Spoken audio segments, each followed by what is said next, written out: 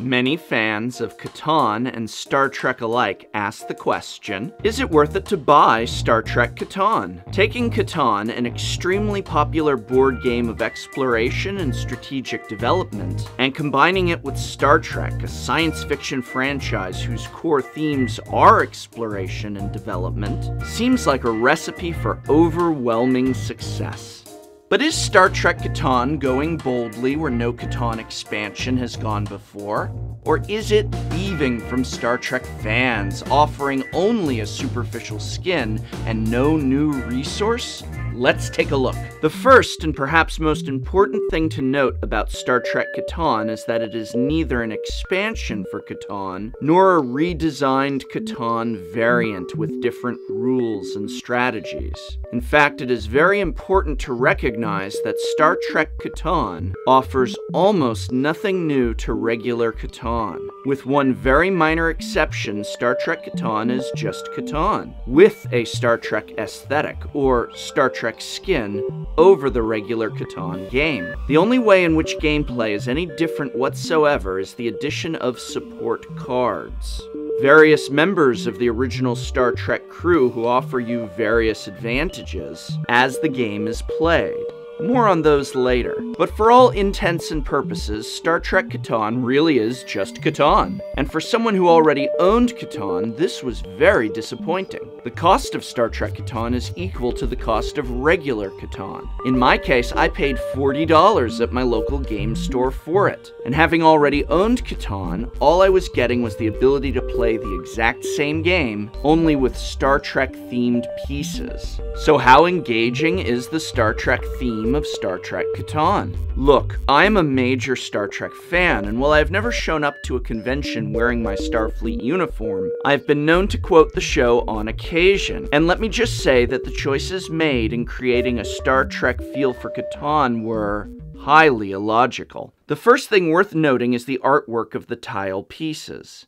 In regular Catan, there are 5 resources spread across a map. Each resource is represented with a different tile with distinctly different artwork. Mountains for coal, dark green for forests, for lumber, and so forth. It is not likely that a player would be unable to distinguish between these tiles, or forget which resource is associated with them. And their distinct artwork and imagery adds to the flavor and feel of playing Catan. These are the building blocks of your Catan settlements, roads, and towns. But in Star Trek Catan, the tiles are all nearly identical. Each depicts a planet of the same size, which means that all 5 different resources are represented by a spherical body on each tile. Yes, they are different colors, but essentially, when you are looking at a Star Trek Catan board, you are looking at 5 tiles that each have the exact same shape on them. A circle. They are very plain and unremarkable colors, each with a very similar black star field, leading to a very high likelihood of confusion on the part of the players. The board for a Star Trek game like this should have looked like the vast wonder of the galaxy, was spread out before the players, with distinct celestial bodies and astronomical phenomena. But looking at a set-up Star Trek Catan board in no way seems evocative of the world of Star Trek, its maps and territories, nor its history and lore. It's just a board of circles. I'm not even going to bother pointing out the absurdity of this game containing only starless planets.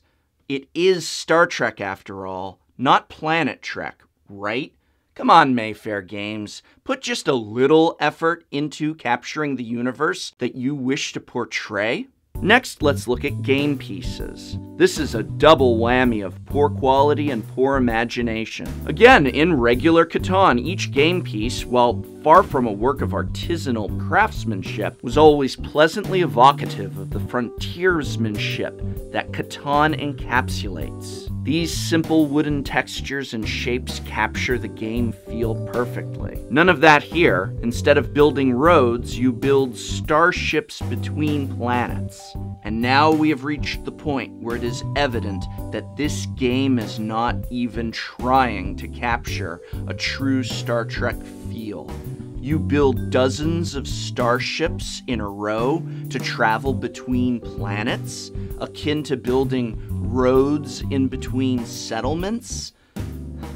The starships are very cheap plastic, need to be put together with a stand, and each are silly, basic colors that blend into the already uninspired color palette of the game board. There's not even any variation. They are all identical Constitution-class ships. In regular Catan, settlements develop into towns, but in Star Trek Catan, starbases develop into bigger starbases. Again, all of these pieces are identical and hard to tell apart. You also need to connect two small pieces together when you upgrade the base. Imagine an evening around the kitchen table with friends and family, the lights slightly dimmed, and staring down at this splatter of hard to distinguish colors. Even the dice are a headache-inducing red and blue on a speckled black. Space is vast, and starships are few.